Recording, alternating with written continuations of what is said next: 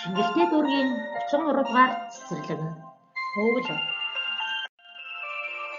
Сайхан амарсан уу хүүхдүүдээ? Гадаа маш хүтэрч өвлийн улирал болжээ.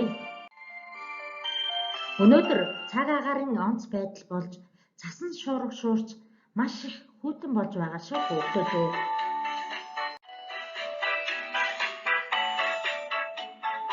Гадаа гарч болохгүй. Аав ээжтэйгээ хамтдаа гэртээ дулаан байгаарай.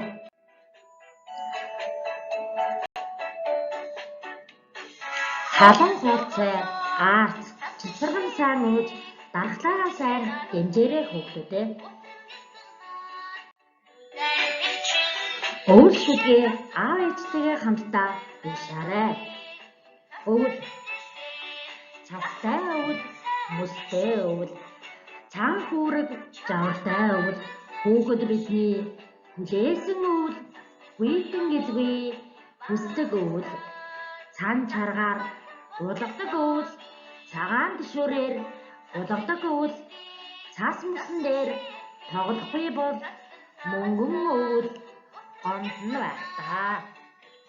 Шүдгээ аав ээжтэйгээ хамтдаа уушаарай. Гэртээ дулаахан байж, дархлаагаа сайн дэмжиж, сайхан амраарай хүүхдүүдээ. Аяартай.